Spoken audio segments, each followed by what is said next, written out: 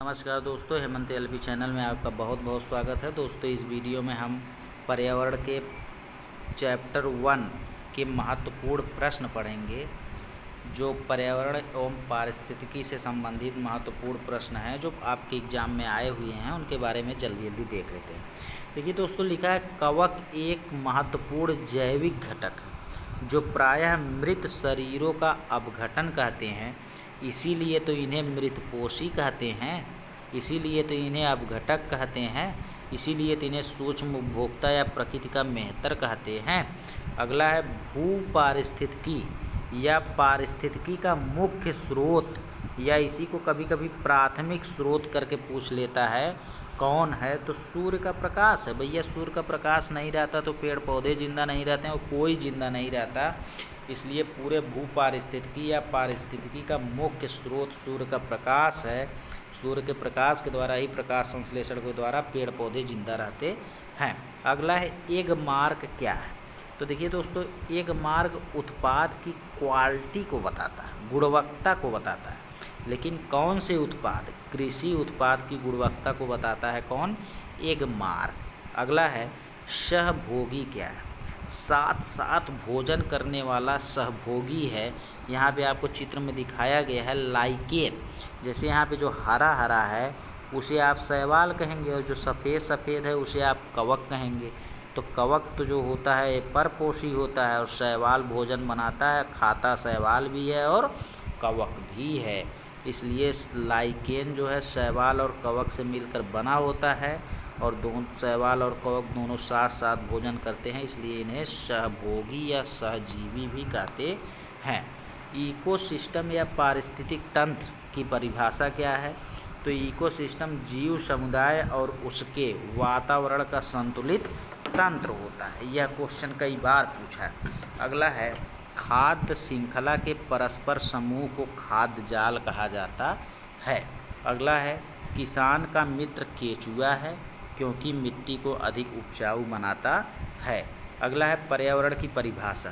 तो जैविक व अजैविक घटक से मिलकर बना आवरण ही पर्यावरण है।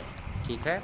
अगला है अन्य मृत जंतुओं पर निर्वाह करने वाले प्राणी को स्क्वेंजर, अपघटक या मृतपोषी कहते हैं। अगला है जैविक अजैविक घटकों में संबंध स्थापित करते हैं। तो अपघटक ही जैविक व अजैविक घटकों से संबंध स्थापित करते हैं। सब क्वेश्चन हम लोग पढ़ चुके हैं। अगला है पारिस्थितिक विज्ञान में ऊर्जा मापने की इकाई ऊष्मा है। प्रकृति की एक क्रियात्मक इकाई पारिस्थितिक तंत्र है। मोस्ट इम्पॉर्टेंट क्वेश्चन, प्रकृति की एक क्रियात्मक इकाई क्या है? पारिस्थितिक तंत्र है।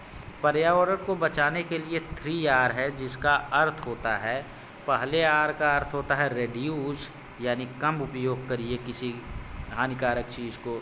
दूसरे R का मतलब है रिसाइकिल, यानी पुनः चक्रण। और तीसरे R का मतलब है रीयूज, यानी पुनः उपयोग। यदि एक मेढक एक टिड्डे को खाता है तो ऊर्जा का स्थानांतरण होगा।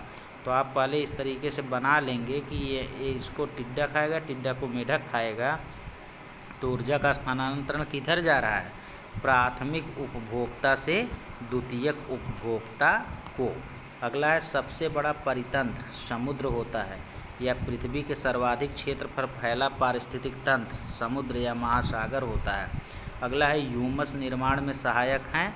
तो अपघटक जो है ह्यूमस निर्माण में सहायक होता है। और पर्यावरण समस्या क्या क्या है? जल का विनाश पर्यावरण की समस्या है। वनों की कटाई पर्यावरण की समस्या है। भूमि अपरदन पर्यावरण की समस्या है। अगला है मानव पर्यावरण। मानव के चारों तरफ स्थिर कारक जैसे समुदाय, जनसंख्या, परिवार, संचार, ये सब मानव पर्यावरण के अंतर्गत आता है, जबकि धर्म मानव पर्यावरण के अंतर्गत नहीं आता है। पर्यावरण के अंतर्गत आते हैं, यह एक प्रश्न है जिसमें ऑप्शन दिए गए हैं 4। तो पर्यावरण के अंतर्गत पेड़ पौधे आते हैं, रिश्ते नाते संस्कृति आती है, मकान सड़कें पूजा स्थल आते हैं। इसका मतलब आल सभी सही। सौर मंडल पर्यावरण घटक के अंतर्गत नहीं आता है, जबकि यूपी में पढ़ा जाता है, लेकिन सौर मंडल पर्यावरण घटक के अंतर्गत नहीं आता है। पेड़ों की कटाई वर्षा को क्या कर देती है? घटा देती है। इसके अलावा पेड़ों की कटाई से मृदा अपरदन बहुत तेज़ी से होता है। भूस्खलन होता है, वर्षा की मात्रा बहुत कम हो जाती है और सूखा पड़ने की संभावना भी रहती है। इसके अलावा वातावरण में प्रदूषण बढ़ जाता है कार्बन डाइऑक्साइड बढ़ने के कारण, और वन्य प्राणियों के जीवन को खतरा भी हो जाता है। इसके अलावा बादल को आकर्षित करना भी कठिन हो जाता है। बांस एक प्रकार की घास है। विश्व का सबसे बड़ा पुष्प अगर पूछेगा तो आपको रिफ्लेशिया बनाना है, और विश्व का सबसे छोटा पुष्प पूछेगा तो वोल्फिया बताना है। और सबसे विशाल वृक्ष अगर पूछ लिया तो सिकोया बताना है, यूएसए में है। और लेंथाना पौधा एक सजावटी पौधा, अगर पूछ लेगा कि सजावटी पौधा निम्न में से कौन सा है, तो लेंथाना पौधा एक सजावटी पौधा है। और जलकुंभी भी एक सजावटी पौधे के रूप में प्रयोग में लाया जाता है, और जलकुंभी को बंगाल का आतंक कहा जाता है। इसके अलावा चंदन और अमरबेल परजीवी वृक्ष हैं। चंदन और अमरबेल परजीवी वृक्ष हैं, मोस्ट इम्पॉर्टेंट क्वेश्चन है। और सर्वाधिक प्राचीन अनाज जौ को माना जाता है। इसके अलावा पर्यावरण के लिए हानिकारक, सबसे ज़्यादा हानिकारक इनमें से प्लास्टिक है, क्योंकि हज़ारों साल तक नष्ट ही नहीं होता है। इको मार्क क्या है, तो इको मार्क देखिए, इको मतलब इकोलॉजी, इकोलॉजी मतलब पर्यावरण मैत्रीपूर्ण उत्पाद को इको मार्क कहते हैं। ठीक है दोस्तों, इस तरीके से आपका पूरा पहला चैप्टर ख़त्म हो गया। अब अगला चैप्टर हम लोग अगले पार्ट से शुरू करेंगे। धन्यवाद।